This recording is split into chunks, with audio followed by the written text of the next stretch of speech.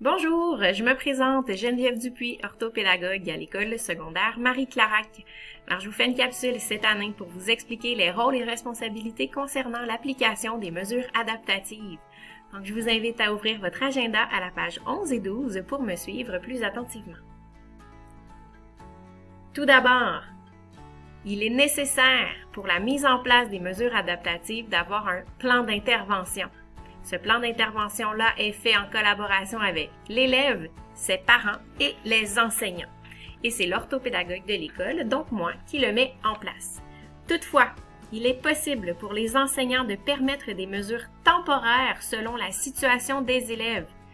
Donc, évidemment, nous avons tous un grand cœur et certaines fois, dans la vie de l'adolescente, des situations peuvent empêcher son maximum de concentration. Donc, les enseignants sont bien au fait et ont la permission temporairement de mettre en place des mesures.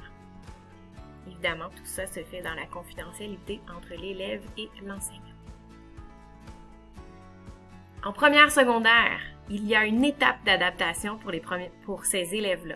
Donc, en première secondaire, les mesures adaptatives peuvent être permises sans plan d'intervention et c'est seulement à la deuxième étape qu'on va mettre le plan d'intervention en place officiellement selon l'adaptation de chacune des élèves.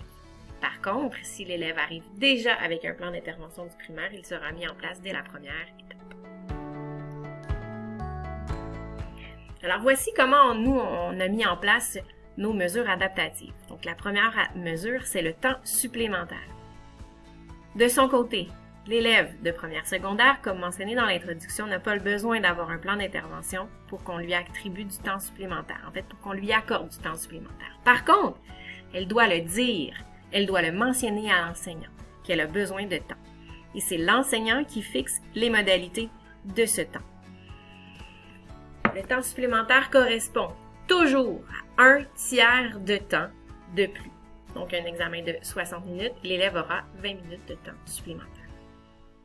De son côté, l'enseignant doit annoncer au moment qu'il annonce son examen, doit annoncer à quel moment et de quelle façon sera fait le temps supplémentaire.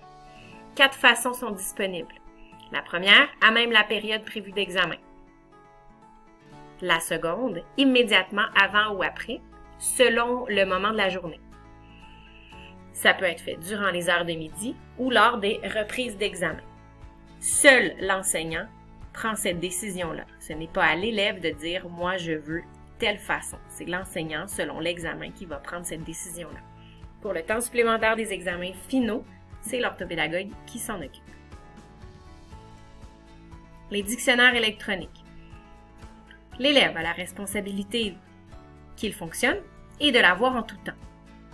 Si ce dictionnaire-là a été fourni par l'école, l'élève doit le rapporter au mois de juin, avant de partir pour l'été.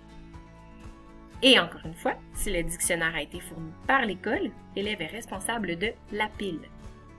C'est important de mentionner que le dictionnaire électronique n'est pas permis pendant l'examen du ministère de 4e secondaire et n'est pas permis pendant les examens de grammaire, puisque celui-ci donne les réponses. Et, évidemment, aucune aide technique peut être garantie lors des examens si le dictionnaire ne fonctionne pas. Ordinateur portable. L'élève a la responsabilité qu'il fonctionne et de l'avoir. L'école ne peut pas garantir qu'il y ait des prises d'alimentation électrique partout. Donc, l'élève doit le charger tous les soirs et doit l'ouvrir le vendredi soir aussi pour les mises à jour. Vraiment, vraiment important. De son côté, l'enseignant peut vérifier le contenu de l'ordinateur avant un examen, doit vérifier aussi si le correcteur automatique de Word est désactivé pour une production écrite, à moins d'avis contraire sur le plan d'intervention. Et finalement, aucune aide est garantie durant les examens. C'est important que l'élève s'assure du fonctionnement de son portable avant les examens. Les logiciels d'aide à la lecture et à l'écriture. La cloche. Donc, on parle ici principalement du logiciel Antidote et WordQ ou tout autre logiciel qui y ressemble. L'élève a la responsabilité du bon fonctionnement de ses outils, donc elle doit vérifier la veille d'un examen que tout fonctionne, puisque l'école n'est pas responsable si ça ne fonctionne pas durant les examens, en fait. Donc, encore une fois, tout comme les portables et les dictionnaires électroniques, on ne peut pas garantir une aide technique durant les examens. L'élève a la responsabilité d'avoir ses propres écouteurs en tout temps. Et finalement, cette mesure implique que l'élève peut avoir une version électronique de ses examens. Dernière chose à mentionner sur les logiciels d'aide, le logiciel Antidote n'est pas permis pendant l'examen du ministère de 4e secondaire puisqu'il y a un dictionnaire intégré. La version électronique des examens. Donc, si l'élève a un portable, elle a droit, si elle le demande, d'avoir la version électronique des examens. C'est à elle de demander une version au moment où l'enseignant annonce l'examen.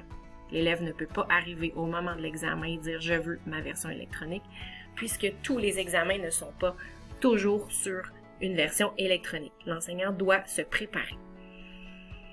L'élève a la responsabilité, après l'examen, de supprimer le courriel si l'élève a reçu son examen par courriel et de vider sa corbeille et ou remettre la clé USB de l'enseignant.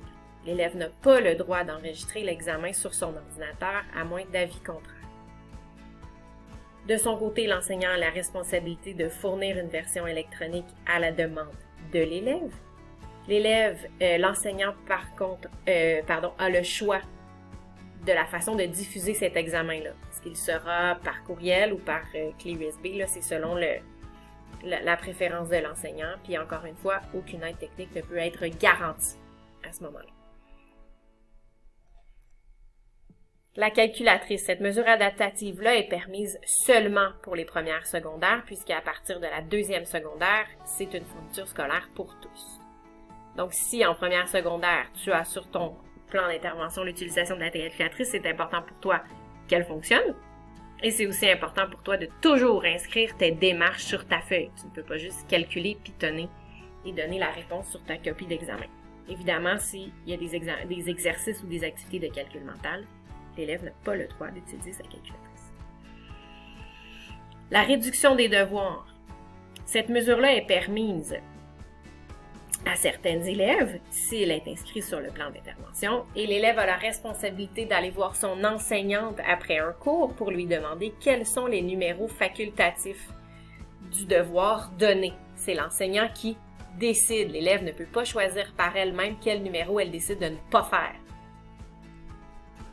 Finalement, les lectures à l'avance.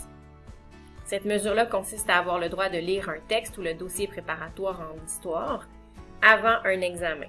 L'élève doit faire la demande des lectures à l'avance. L'élève n'a pas le droit d'annoter ou d'écrire quoi que ce soit sur le dossier documentaire ou le texte.